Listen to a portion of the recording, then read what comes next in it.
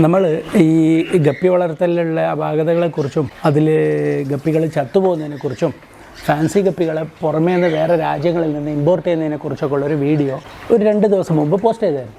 അപ്പോൾ പല സുഹൃത്തുക്കളും പല രീതിയിലുള്ള അഭിപ്രായങ്ങൾ പറഞ്ഞു. ചിലർ പറഞ്ഞു മിക്സഡ് ഗപ്പി ആക്കുന്നത് നല്ലതായിരിക്കും, ചിലർ പറഞ്ഞു മിക്സഡ് ഗപ്പി ആക്കരുത്, ഒരു സെറ്റെങ്കിലും മാറ്റി വെക്കണം, അങ്ങനെ പല രീതിയിലുള്ള അഭിപ്രായങ്ങൾ പറഞ്ഞു. അപ്പോൾ പിന്നെ നമുക്കിത്രേ പറയാനുള്ളൂ. ചിലർ ചോദിക്കും, ഒരാൾ കമൻ്റ് ഇട്ടോ എന്തൊക്കെ വിശേഷങ്ങളായിരുന്നു തുടങ്ങിയപ്പോൾ.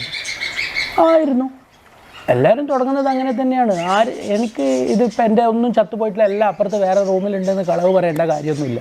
എൻ്റെ ഒരു പോളിസി എന്താണെന്ന് വെച്ചാൽ നമുക്ക് എന്താണോ ഡേ ടു ഡേ ലൈഫിൽ സംഭവിക്കുന്നത് ഈ ഫിഷ് കീപ്പിംഗ് പെറ്റ്സിൽ, അതുപോലെയാണ് ഞാൻ വീഡിയോയിൽ പറയുന്നത്. അല്ലാതെ നമ്മൾ അതുകൊണ്ട് ഇങ്ങനെയായി, ഇതുകൊണ്ട് ഇങ്ങനെയായി, അങ്ങനെയുള്ള എന്താ പറയുക ഒരു രീതിയിലുള്ള ഒരു തെറ്റിദ്ധാരണകളും നമ്മൾ നമ്മുടെ സബ്സ്ക്രൈബേഴ്സുമായിട്ട് പങ്കുവെക്കില്ല. എൻ്റെ ഇതിന് പൂച്ച പിടിച്ച് ചത്തുപോയി എന്നുണ്ടെങ്കിൽ ഞാൻ ചത്തുപോയെന്ന് തന്നെ പറയും. അരപ്പയ്മ ചത്തുപോയി. അല്ലാതെ അത് പിന്നെ ഞാൻ അത് വേറൊരു ഫ്രണ്ടിന് കൊടുത്തു, അത് അവിടെ ഉണ്ട് സുഖമായി ജീവിക്കുന്നു, എന്തിനാ കളവ് പറയുന്നത്?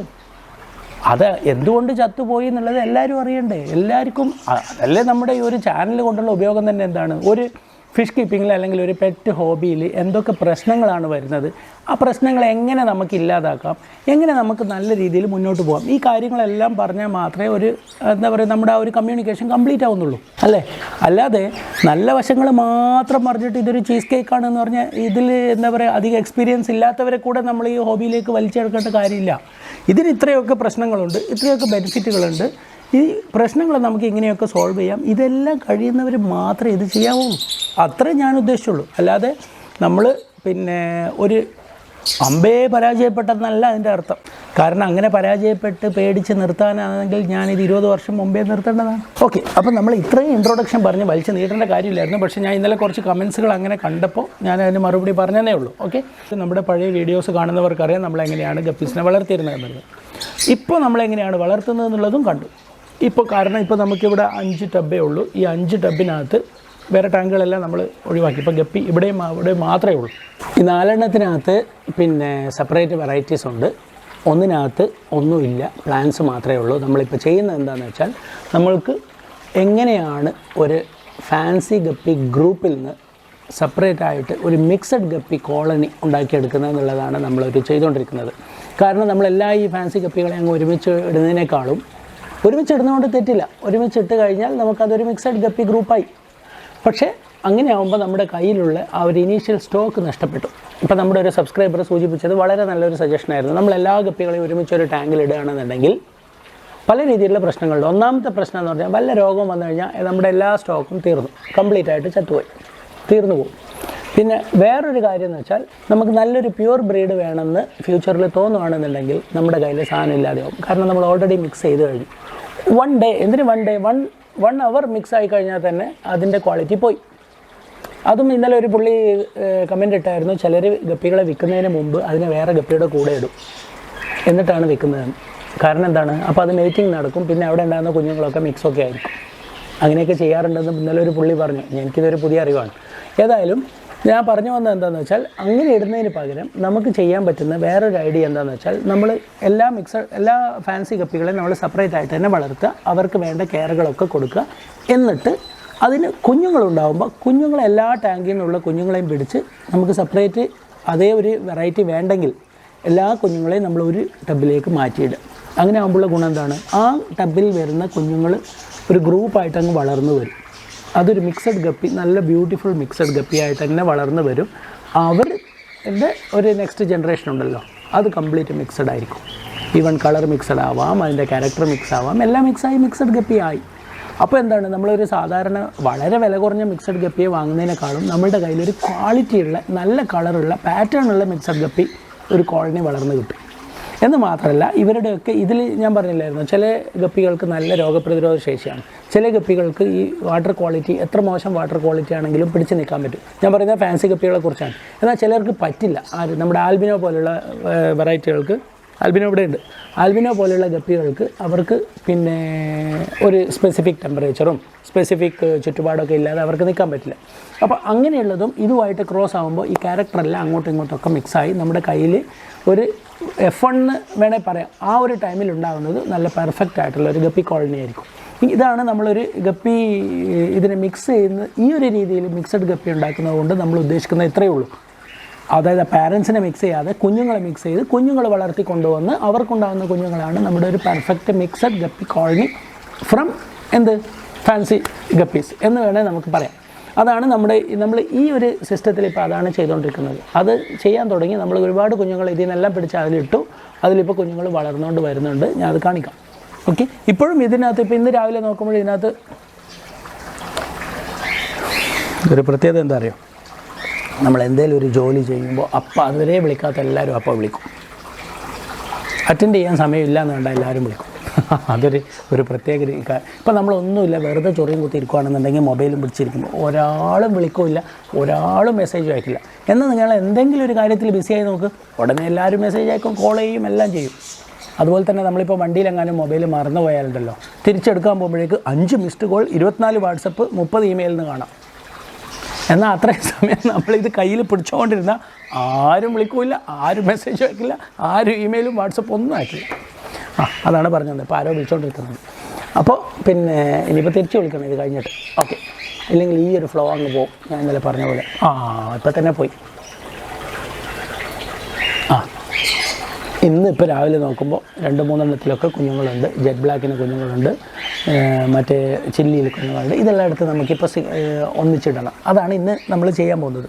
അപ്പോൾ ഞാൻ ചെയ്യുന്നൊരു മെത്തേഡിനും ചിലപ്പോൾ ക്രിറ്റിസിസം ഉണ്ടായിരിക്കാം, കമൻറ്റ് ചെയ്യാം. കാരണം നമ്മൾ ആരും പെർഫെക്റ്റ് അല്ല. എനിക്കെല്ലാം അറിയാമെന്ന് ഞാൻ ഇതുവരെ ആരോടും പറഞ്ഞിട്ടില്ല. കാരണം എനിക്കൊന്നും അറിയില്ല, എനിക്കറിയാം. അറിയാവുന്ന കാര്യങ്ങൾ വളരെ കുറവാണ്. നമ്മുടെ CBIയിൽ പിന്നെ മമ്മൂക്ക പറയില്ലേ, അറിയാവുന്ന കാര്യങ്ങൾ വളരെ കുറച്ചാണ്, എന്നാൽ അറിയാത്ത കാര്യങ്ങൾ ഒരുപാടാണെന്ന് പറഞ്ഞ പോലെ നമുക്കും അറിയാത്ത കാര്യങ്ങളാണ് ഒരുപാട്, അറിയുന്ന കാര്യങ്ങൾ കുറച്ചേ ഉള്ളൂ. അപ്പോൾ വേറെ നല്ല സജഷൻസ്, നല്ല ഒപ്പീനിയൻ ഉണ്ടെങ്കിൽ കമൻറ്റ് ചെയ്യാം. നമ്മൾക്ക് ഒരുമിച്ച് പഠിക്കാം. ഞാനും പഠിച്ചുകൊണ്ടിരിക്കുവാണ്, നിങ്ങളും പഠിച്ചുകൊണ്ടിരിക്കുവാണ്. എനിക്കറിയുന്ന അറിവുകൾ നിങ്ങൾക്ക് തരുന്നു, നിങ്ങൾക്ക് അറിയുന്ന അറിവുകൾ എനിക്ക് ഇങ്ങോട്ട് തരുന്നു. അങ്ങനെ അത് നമ്മൾ രണ്ടാളും പങ്കുവെക്കുന്നത് ബാക്കിയുള്ളവർ കാണുന്നു. അങ്ങനെ ലോകമൊട്ടാകെ പഠിക്കട്ടെ. ഇതാണ് ഇതിൽ നല്ലൊരു പോളിസി. അല്ലാതെ ഞാനെല്ലാം അറിയാം, ഇതാണ് ചെയ്യേണ്ടതെന്ന് ഞാൻ ഇതുവരെ ഒരു വീഡിയോയിലും പറഞ്ഞിട്ടില്ല. ഞാൻ ചെയ്യുന്നത് എന്താണെന്ന് മാത്രമാണ് ഞാൻ പറയുന്നത്. ഇതാണ് അതിൻ്റെ മെത്തേഡ്, ഇതാണ് ഇതിൻ്റെ മെത്തേഡ് എന്ന് ഞാൻ എപ്പോഴേലും പറഞ്ഞിട്ടുണ്ടോ? ഇല്ലല്ലോ. അതാണ്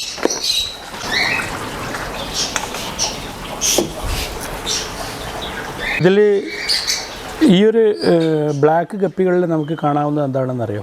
ഇതിനകത്ത് പിന്നെ മെയില് ഫീമെയിൽ ഞാൻ ഒരുമിച്ചാണ് ഇട്ടിട്ടുള്ളത്. ഇതിൽ ചില ഗപ്പികൾ ഫുൾ ബ്ലാക്കാണ്, ഒരു ഡോട്ട് പോലും ഇല്ലാതെ. എന്നാൽ 1-2 മെയിലുകളിൽ ഒരു വ്യത്യാസവും കാണാനുണ്ട്. എന്താണെന്ന് വെച്ചാൽ അതിൻ്റെ ഡോർസൽ ബ്ലൂയിഷ് കളറും അതുപോലെ വാലിന് ഒരു യെല്ലോ അല്ലെങ്കിൽ പിങ്ക് അല്ലെങ്കിൽ ഒരു വൈറ്റ് ഡോട്ട്.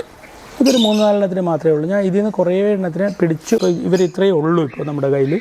അപ്പോൾ ഉള്ളതിലൊക്കെ ഒരു വ്യത്യാസങ്ങളൊക്കെ ഉണ്ട്. അതുപോലെ തന്നെ ഇതിലിപ്പോൾ ഇന്ന് രാവിലെ ഞാൻ നോക്കിയപ്പോൾ കുറേ കുഞ്ഞുങ്ങളൊക്കെ കണ്ടായിരുന്നു. പ്ലാൻസ് ഉള്ളത് കൊണ്ട് ഇതെല്ലാം ഉള്ളോട്ടും പല ഭാഗങ്ങളിലേക്കൊക്കെ പോയി കാണും.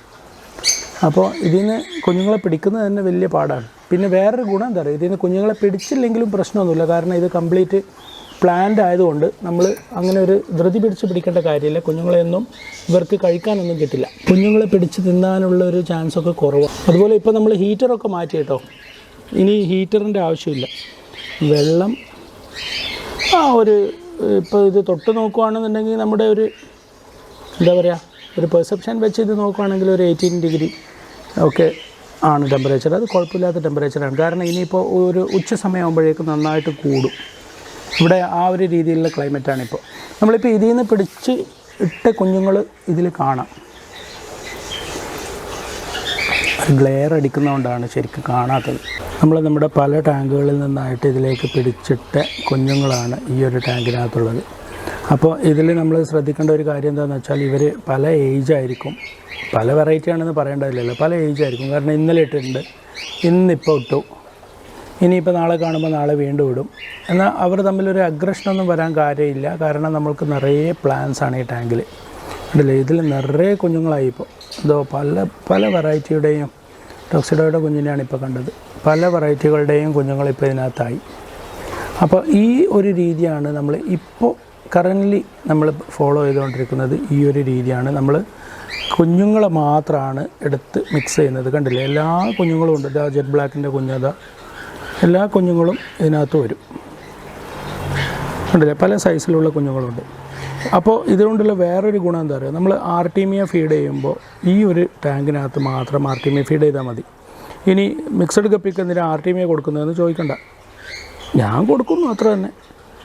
ഏതൊരു കുഞ്ഞാണെങ്കിലും, അത് മിക്സഡ് ഗപ്പിയുടെ കുഞ്ഞാണെങ്കിലും, കണ്ടില്ലേ കറുപ്പ്, മിക്സഡ് ഗപ്പിയുടെ കുഞ്ഞാണെങ്കിലും സാധാരണ ഗപ്പിയുടെ കുഞ്ഞാണെങ്കിലും എല്ലാം ഗപ്പി കുഞ്ഞ് തന്നെയാണ്.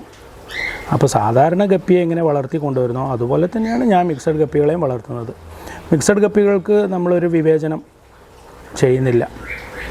നമ്മൾ ആരെയും നമ്മളെന്താ പറയുക, ഒരു ഡിസ്ക്രിമിനേഷനിൽ കാണുന്നില്ല. എല്ലാവരും നമുക്ക് ഒരേപോലെയാണ്, എല്ലാ ഫിഷും ഒരുപോലെയാണ്. അതാണ് നമ്മുടെ ഒരു പോളിസി. കാരണം എല്ലാം മത്സ്യം തന്നെയാണ്, എല്ലാം കുഞ്ഞുങ്ങൾ തന്നെയാണ്. പിന്നെ അതിനെ മാത്രം നമ്മൾ വേറൊരു രീതിയിൽ കാണേണ്ട കാര്യമില്ല.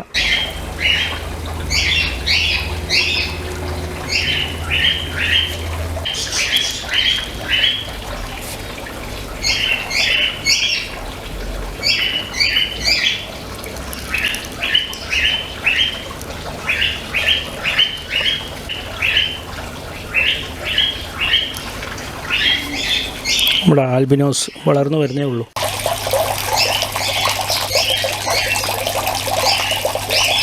നമ്മുടെ മേലെയുള്ള ആശാൻ പണി തന്ന ദിവസം ഇനി വല്ലതും സംഭവിച്ചു പോയാലോ എന്ന് വിചാരിച്ച് നമ്മൾ കുറേ ഗപ്പികളെ ഇതിലേക്ക് എടുത്തിട്ടായിരുന്നു. അവരൊക്കെ ഇവിടെ നല്ല ഹാപ്പി ആയിട്ട് നടക്കുവാണ്.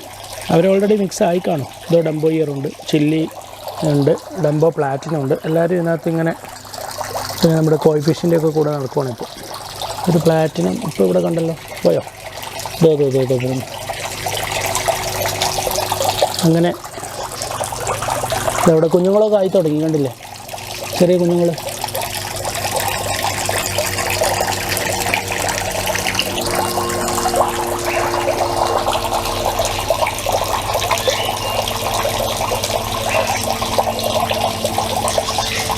നമ്മുടെ ഈ കോഴി പോണ്ടിനുള്ള ഫിൽറ്റർ ഓർഡർ ചെയ്തിട്ടുണ്ട്, വരുന്നുണ്ട്. ആ ഫിൽറ്റർ എത്തിക്കഴിഞ്ഞാലേ ഇപ്പോൾ ഇതിൻ്റെ പച്ചക്കളർ പോവുള്ളൂ. നമ്മുടെ DIY ഫിൽറ്ററിന് ഇതിൻ്റെ പച്ചക്കളർ ഒഴിവാക്കാനുള്ള കഴിവില്ലല്ലോ. കാരണം DIY filter only ammonia remove ചെയ്യാനേ പറ്റുള്ളൂ, ആൽഗെ റിമൂവ് ചെയ്യാൻ പറ്റില്ല. കാരണം നമ്മളതിൽ UV കൊടുത്തിട്ടില്ല. ഒരു UV ലൈറ്റൊക്കെ ഉണ്ട് നമ്മുടെ കയ്യിൽ, പക്ഷേ അതൊന്നും ഫിക്സ് ചെയ്തിട്ടില്ല. അപ്പോൾ നമ്മുടെ മിക്സഡ് ഗപ്പികളെക്കുറിച്ച് തൽക്കാലം ഇത്രേ പറയാനുള്ളൂ. മിക്സഡ് ഗപ്പി വീഡിയോ നമ്മൾ വേറെ ഇട്ടിട്ടുണ്ട്. മിക്സഡ് ഗപ്പികളെ വളർത്തിക്കൊണ്ടുവരുന്നതും അവരുടെ കെയർ അങ്ങനെയുള്ള കാര്യങ്ങളൊക്കെ നമ്മൾ മുമ്പ് വീഡിയോ ഇട്ടിട്ടുണ്ട്. ഇതിപ്പോൾ ജസ്റ്റ് നമ്മുടെ ഫാൻസി ഗപ്പികളെ നമ്മൾ എങ്ങനെയാണ് മിക്സഡ് ഗപ്പി ആക്കി മാറ്റുന്നതെന്ന് നിറയെ പേര് ചോദിച്ചതുകൊണ്ട് മാത്രമാണ് ഞാൻ ഇന്നിങ്ങനെ ഒരു ചെറിയ വീഡിയോ ചെയ്തത്. എങ്ങനെയാണ് നമ്മളിത് ചെയ്യാൻ ഉദ്ദേശിക്കുന്നത് എന്നുള്ളതാണ് ഇപ്പോൾ നമ്മളിപ്പോൾ കാണിച്ചത്. ഓക്കെ, അപ്പോൾ നമുക്ക് നല്ലൊരു വീഡിയോ ആയിട്ട് നാളെ കാണാം. Bye bye.